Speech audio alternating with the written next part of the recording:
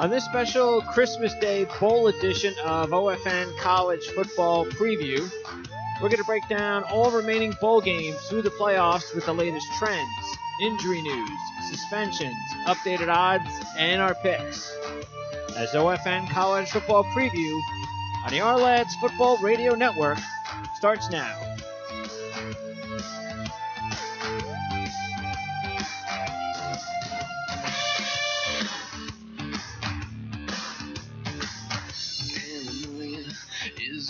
All right, thanks for tuning in to this special Christmas Day edition of OFN College Football.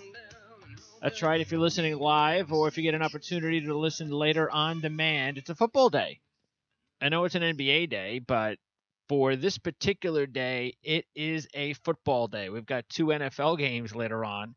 Yeah, not college. I used to like it when the Hawaii Bowl they were once on Christmas Day. I don't remember how long ago.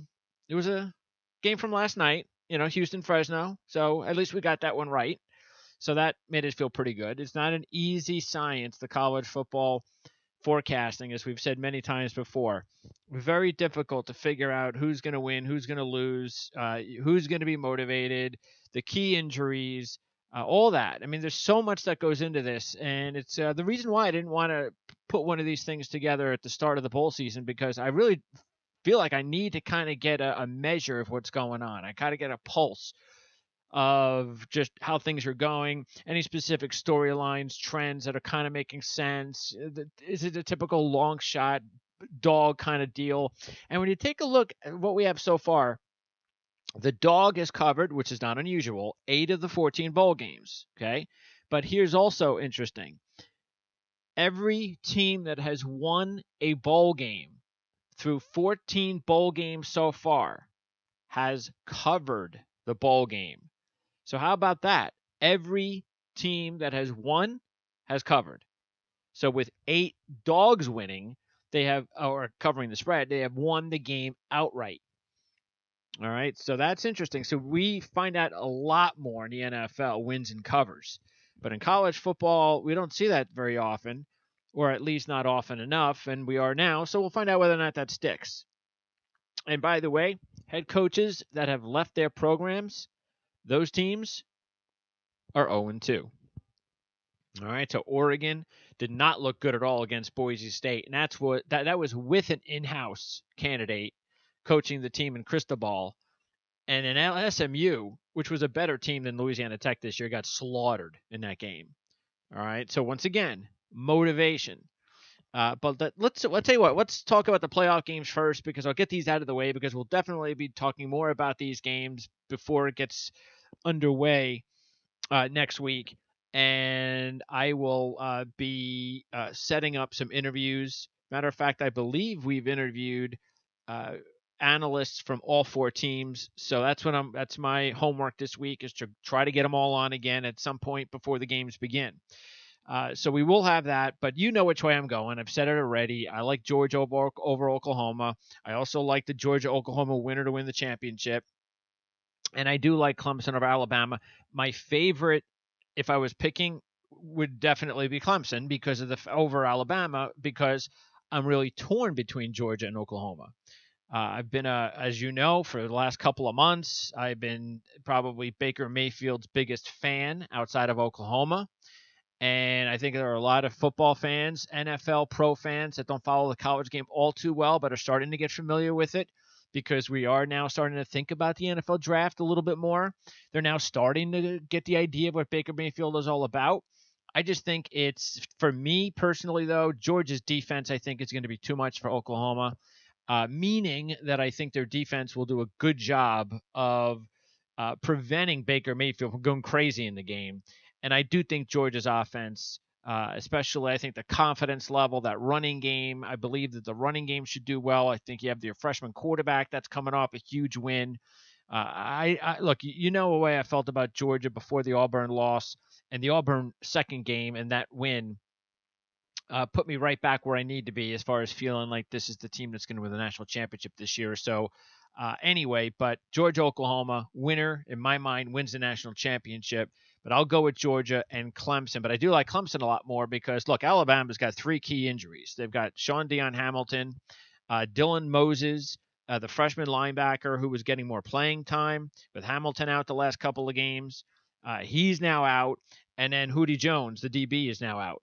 So you've got 3 key defenders out for Alabama. And if Alabama isn't going to have their best guys out there on defense, I'm sorry, that's what makes them national championship worthy. I've joked about the fact that they're a favorite to win the national championship because I do think it's funny because they don't deserve it.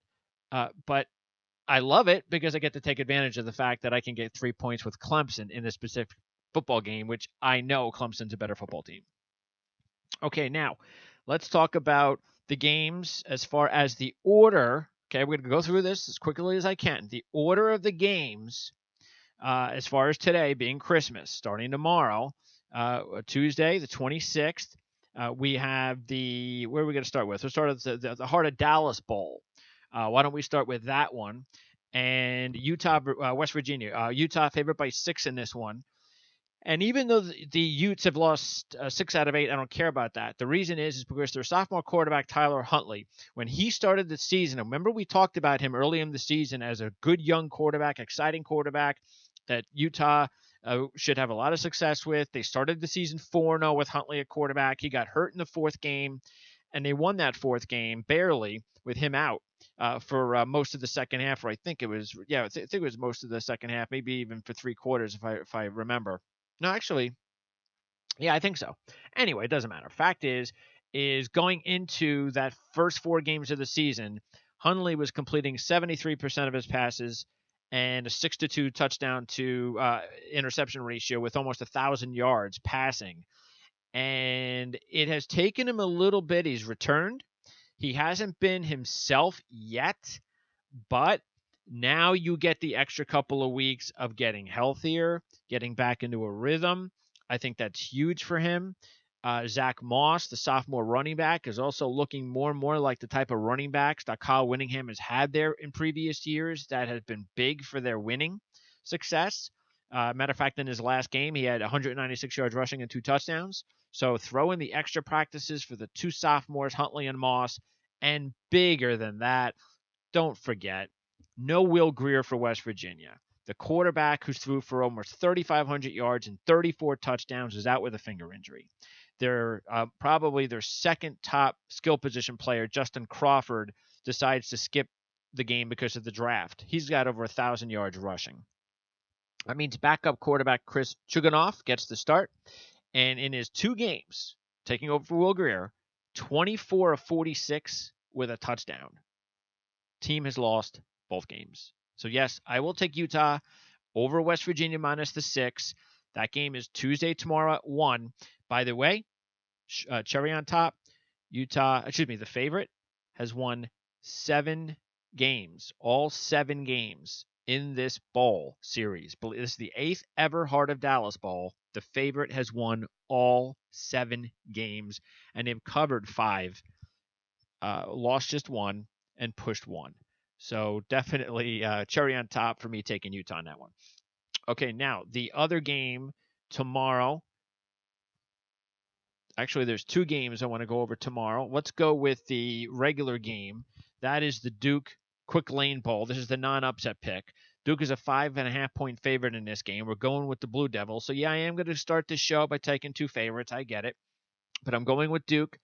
And this here's a trend that I really like, or a stat that I like. Duke from the ACC. Okay, first ACC game of the bowl season.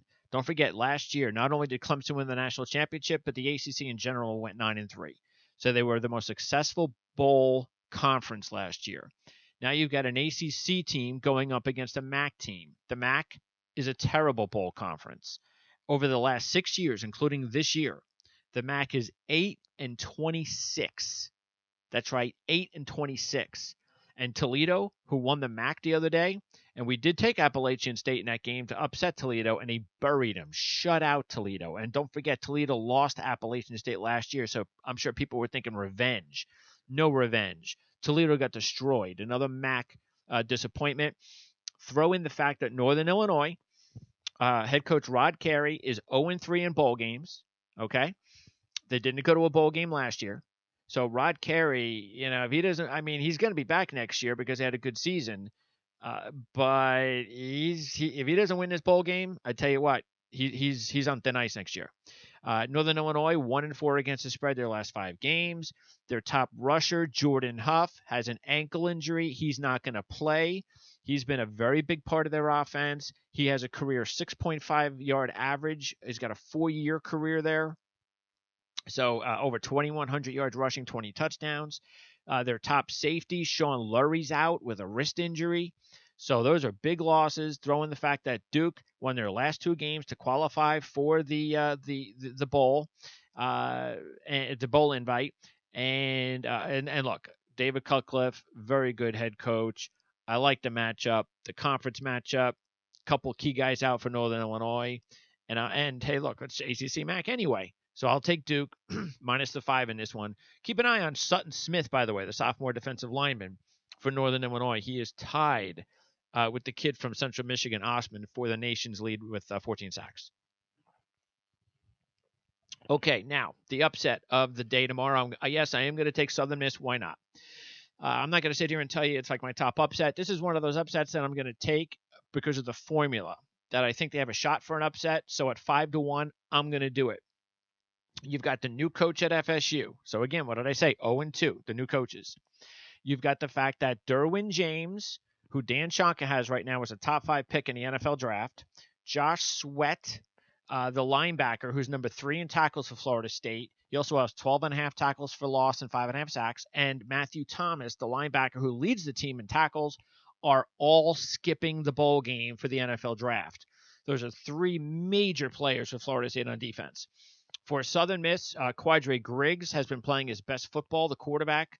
Last 3 wins, which actually are the last 3 games. He's got some good passing yards, 130 rushing yards, 7 touchdowns, no picks. He does not turn the ball over.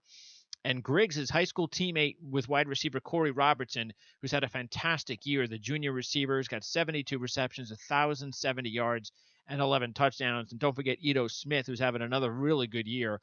The running back for Southern Miss, 453 yards rushing in his last 3 games and 6 touchdowns. So I think they're a solid upset play tomorrow at 1:30 in the Independence Bowl. 5-1, moneyline dog, 17-point spread. Now let's go to the games. That game's on Wednesday, not tomorrow.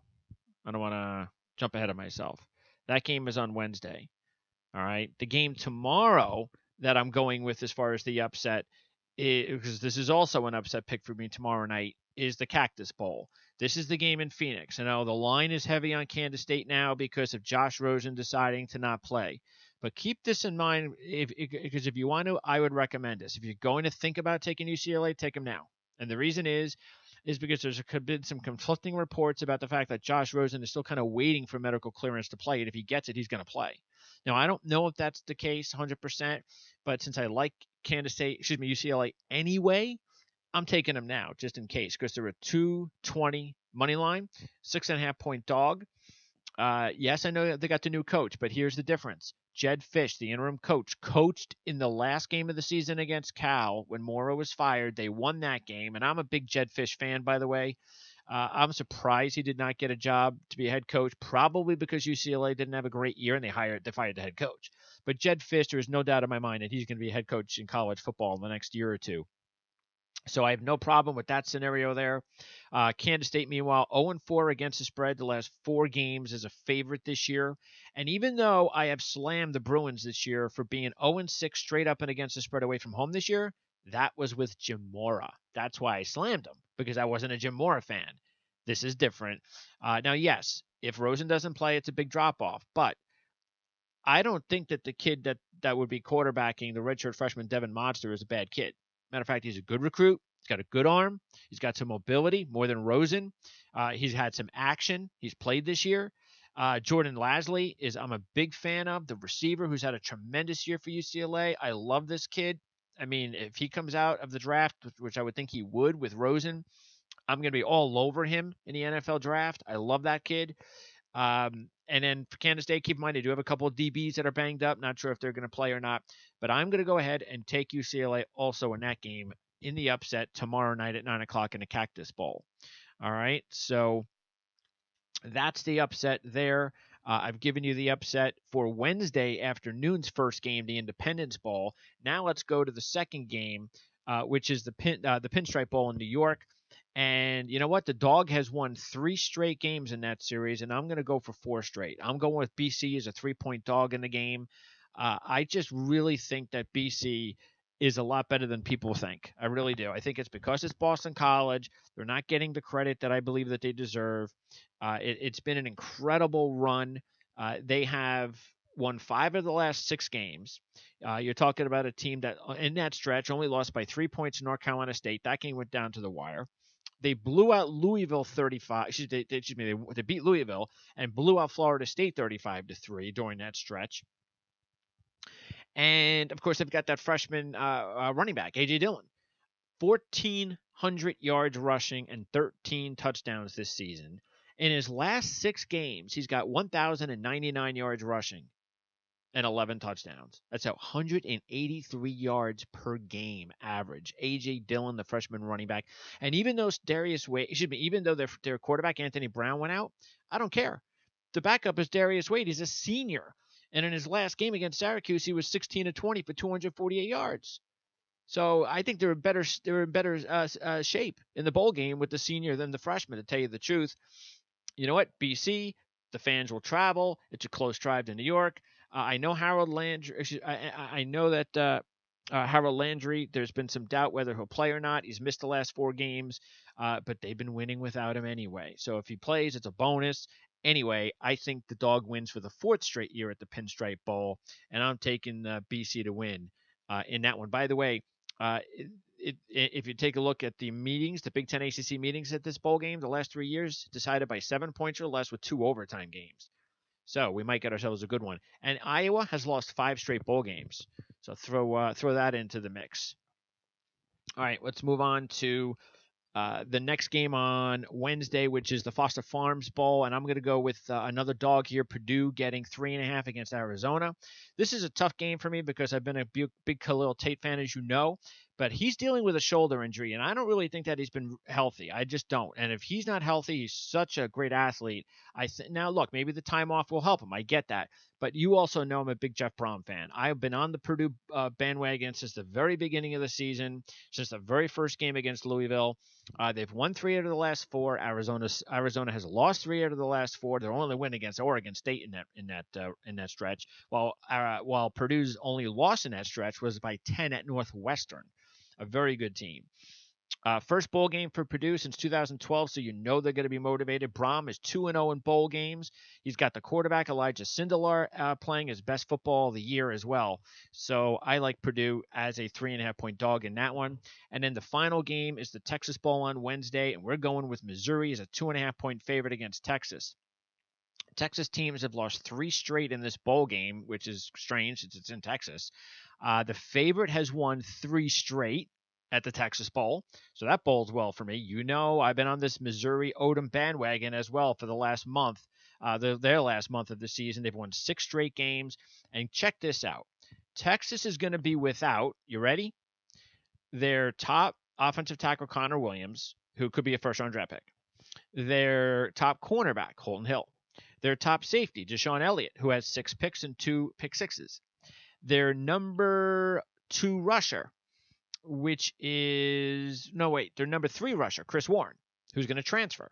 Okay, he also leads the team in rushing touchdowns with 6. Their number 4 rusher, Tennille Carter, is suspended. And don't forget, their leading rusher is the quarterback Ellinger. He's not starting in the game. Bouchel's going to start. Throw in the fact that Lil Jordan Humphrey, the number 2 receiver, is also suspended. Should I go on? Yes. Their top tackler, linebacker Malik Jefferson, has turf toe and is most likely not going to play. I mean, that is just amazing. Also, starting defensive end Chris Nelson, elbow injury, out. And potentially missing the game is free safety Brandon Jones. who's number 3 in tackles for the team. So I kid you not. It is unbelievable how many players are not playing for a Texas team that I don't think would have beaten Missouri with all those guys anyway. Missouri's been a better team than Texas has been. To me, the 2.5 would have been the point spread if those guys would have been there. That's just my feeling. So the fact that all those guys are going to be out for Texas and I still get 2.5, you know which way I'm going. That's an easy one. Anyway, that's what this show is all about, is giving you all that information and let you decide. Okay, now, the Thursday games. Let's go through them quickly. We're taking Virginia, plus 1.5 against Navy. Virginia, first bowl since 2011, haven't won a bowl game since 2005. Navy ended the season losing 5 out of 6 games. You've got a Virginia team that has already played a Georgia Tech triple option this year. They held them to 220 yards. That's a 4.2 average. So that's a solid job. Kurt Benkert, I really like him as a middle round draft pick quarterback. That team should definitely be looking at as far as the draft, and we'll talk more about him in the coming months. He had 2 of his best games in his 2 biggest games of the year at Boise State and at Miami. And also the whole Navy situation at quarterback just hasn't been good. Abby hasn't been 100% healthy. Malcolm Perry has come in, done a good job on the ground, but Perry has thrown 2 passes in his entire career. Okay. So anyway, I really like Virginia in that matchup too. And I also, of course, know that Virginia's got some really good players to keep an eye on later on as far as the draft itself.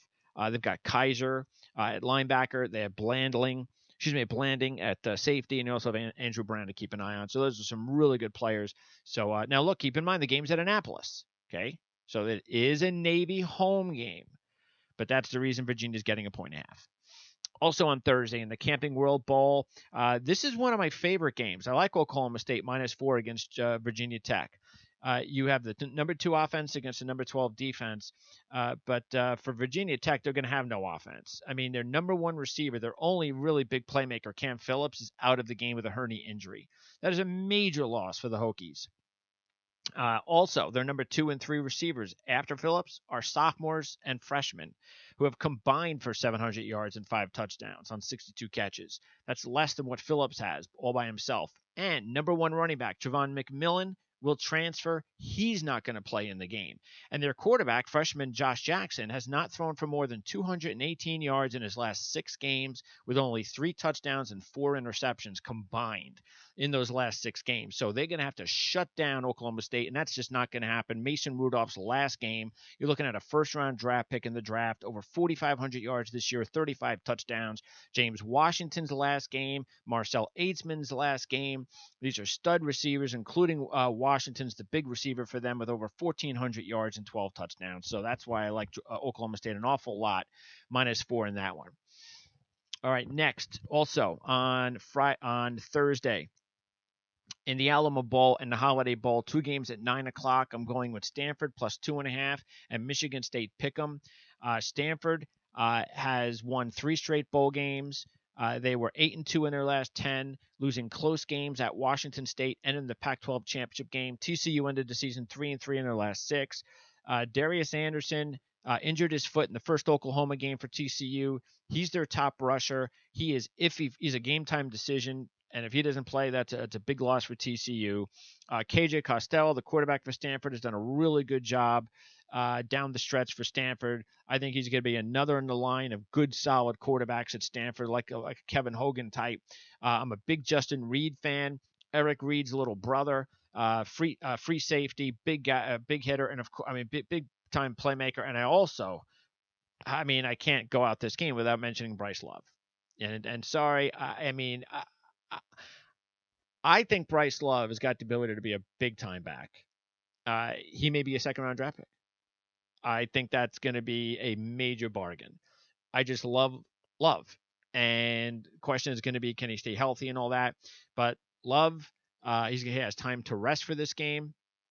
That's going to be a big deal there because getting him close to 100% is not a good thing for TCU. So I like Stanford in that game plus the 3. And in the Holiday Bowl, Michigan State. Now here you go again. Washington State, their defensive coordinator Alex Grinch, who we've talked about this year, is going to leave for Ohio State after the bowl game. Their top 2 wide receivers, Tavares Martin and Isaiah Johnson-Mack, are both gone. They're both one cut, the other transferring.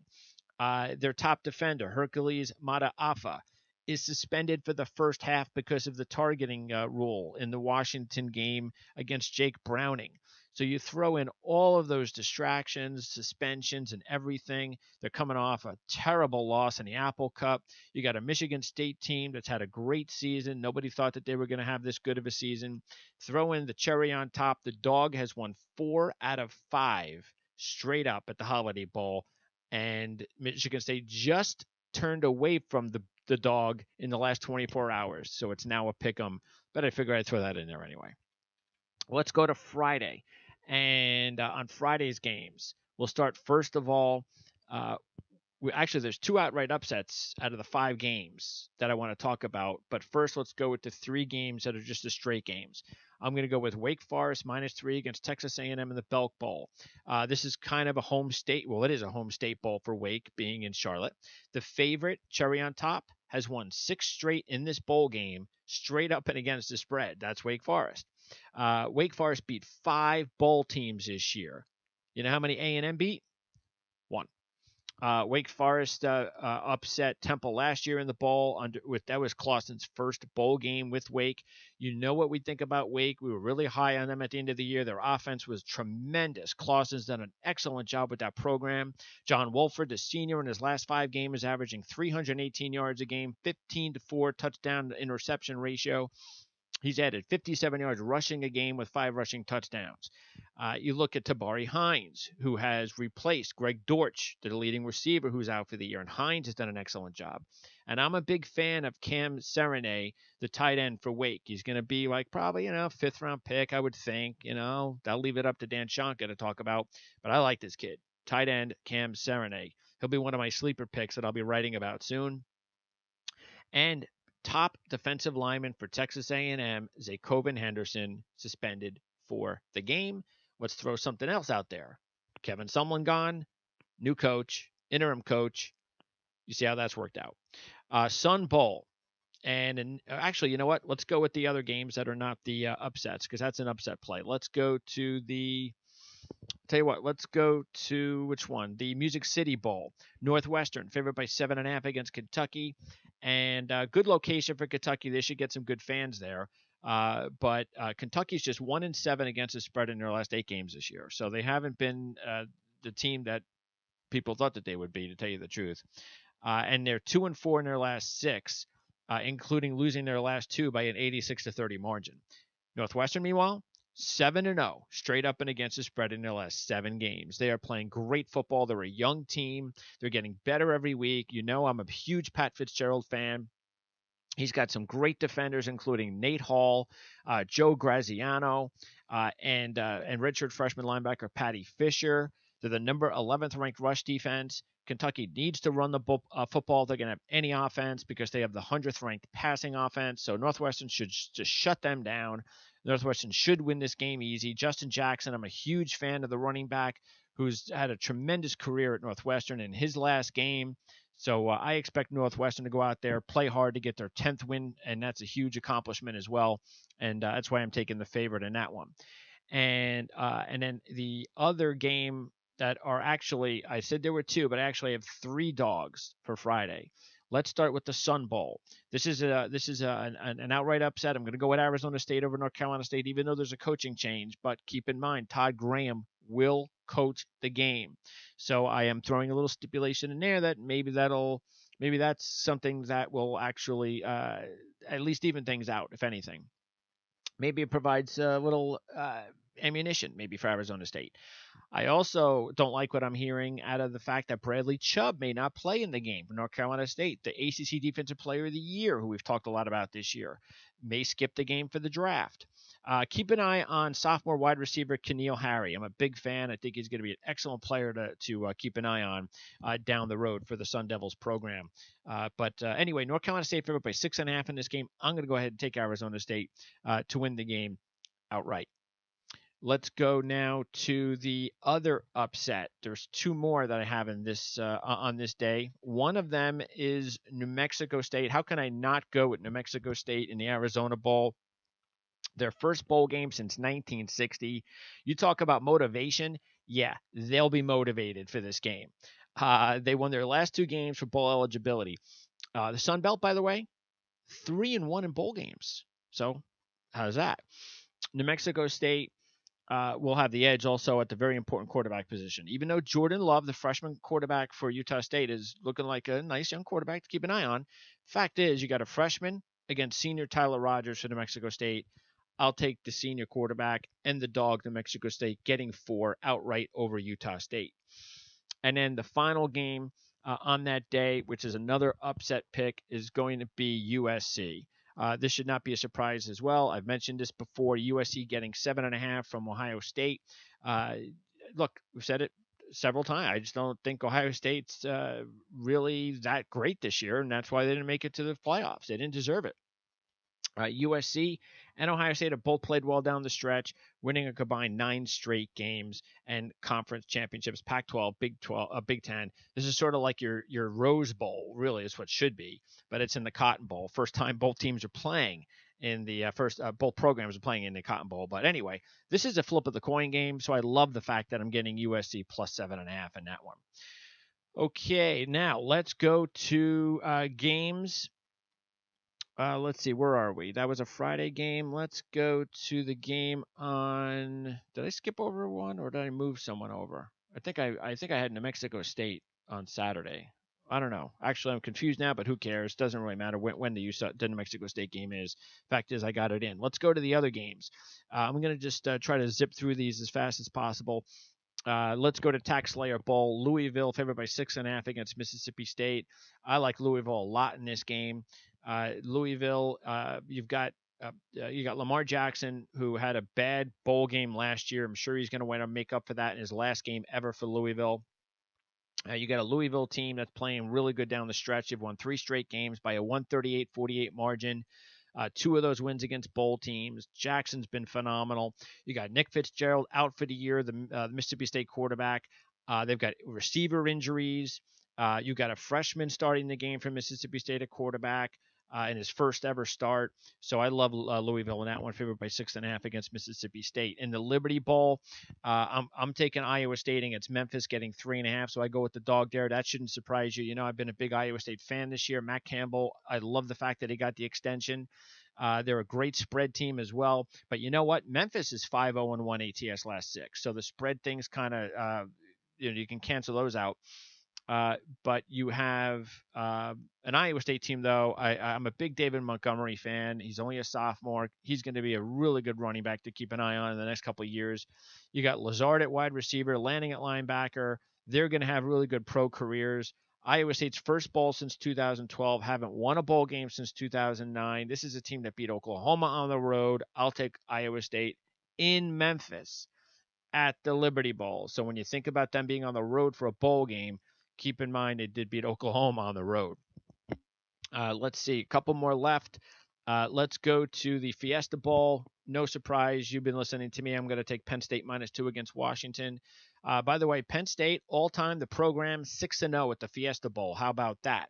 I don't like Washington this year. They just haven't had a great year. There's so much expected from them after making the playoffs last year. They didn't have a very good schedule, and they still lost a couple of games. Even though Joe Moorhead left for Mississippi State, the offensive coordinator, I'm not going to play into that too much. Ricky Rain, assistant's been there for a while under Franklin. I think that'll be okay, because when you've got Saquon Barkley and McSorley and all those guys, I think they're going to be just fine. Penn State -2. Matter of fact, maybe if more heads in the game, Penn State's favored by 4. That's what I think, because to me, Penn State's clearly better than Washington. In the Orange Bowl, yes, I'm taking the upset. It's a home game for Miami. I know they haven't looked good the last couple of games. And you know what? I picked them to lose against Pittsburgh, and I picked them to get beat up by Clemson. But I'm picking them here. Why? When they're at home, they're completely different. They have won every game at home this year, including the 41-8 win against Notre Dame. You get those players, those kids jacked up at home, they are a completely different team. You also have a Wisconsin team that just does not have a lot of explosion on offense.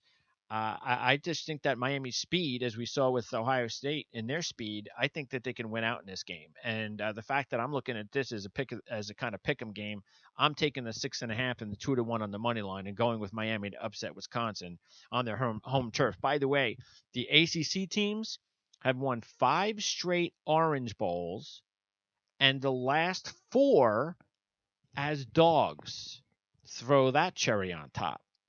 Outback Bowl, we're not going to take the game here. I'm a Michigan fan, as you know, and I'm kind of divided here. This is one of those games I'm just staying away from. Michigan's a 7-point favorite. South Carolina beat Michigan in the same bowl game in 2013. Michigan's on a 2-game losing streak, but that's, of course, you got the quarterback issues. Peters is going to be healthy to play in the game. This is a big game for him, big opportunity for him to showcase himself. You don't know whether or not the Ole Miss transfer is going to be playing Patterson next year. You've also got McCaffrey really going to push him as well. So Peters gets a big audition game here. Look, I like Michigan to win this game, but I don't know. I mean, 7 points, maybe it's a close game, so I'm staying away from the game, but I do think Michigan wins this game. SEC teams, by the way, have won 6 out of 8.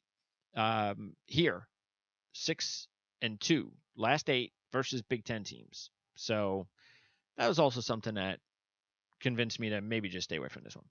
And the last 2 to go, I am taking Auburn as a 9.5-point favorite against undefeated Central Florida. I don't know what Central Florida is doing, been mouthing off against Auburn. I just don't. I mean, you don't get into these games with these types of teams and mouth off. I don't understand it. I also don't like the fact that Scott Frost, I mean, there's just I think there's got to be a little bit of a distraction situation going on there when he's recruiting for Nebraska and he's coaching in this game, and that has to be an issue. You also get the running back will play. The Johnson plays for Auburn, so he's healthy. All that time off, when that kid is healthy, that's a dangerous Auburn team. Which there's no way Central Florida is going to stop Auburn. I mean, you watch Auburn should rush for over 350 yards in this game. I kid you not. I mean, I'd be shocked if they don't. Question is, will Auburn's defense be psyched enough to play this game? And I think they will. At least enough to limit Central Florida enough that Auburn should be able to cruise. 9.5 to me, nothing. I'm not worried about that at all. The only difference in this game you have to say to yourself is, do you think Auburn's going to be motivated? If Auburn's motivated, Auburn wins this game going away. And finally, the Citrus Bowl, I'm taking LSU -3 against Notre Dame. Notre Dame beat LSU in the Music City a couple years ago. I think that was the last win for Notre Dame, by the way, in a bowl game, and for Brian Kelly. LSU has really played well at the end of the year. 6-1 straight up, 6-0-1 against the spread since the Troy loss on September 30th. Their only loss was the 14-point loss to Alabama on the road. That's a good loss. Notre Dame has been the exact opposite. They're 2-2, 0-4 against the spread in their last 4 games. They have melted down the stretch. Throw in the fact that the SEC is 6-1 in the last 7 years in this bowl game. And by the way, people are talking about LSU, 3 of their 4 top tacklers, including Arden Key at linebacker, will miss this game. Well, you know what? Arden Key didn't play the last couple of games of the season either, and LSU won easy. I just don't care. I just don't think it matters. Just don't. Not those guys. Yeah, Arden Key's a top guy, but like I said, they won those games going away the last 2 games of the season anyway. And Notre Dame, they're going to be without their number 2 and number 3 wide receivers, Claypool and Steverson. Those guys combined for 761 yards and 7 touchdowns. That's a big loss, too, for Notre Dame. So, anyway, I like LSU -3 against the Irish. And that is going to do it. So that is as much as I can do to get you ready for the bowl, big bowl week, of course. We will be back, though, the rest of the week. You can be rest assured several more times, not just on the air, but we will be putting some content together to get you ready as well for the games. And you can also don't forget to come back at the end of the week when we have our NFL OFN preview show with Tony Mejia. Tony and I are going to preview the final regular season week of the season, week 17 in the NFL. That'll be most likely on Thursday. But we'll be back the rest of the week for more content and coverage on the Our Lads Football Radio Network and at OFN and ourlads.com, where it's never too early to think about the NFL draft.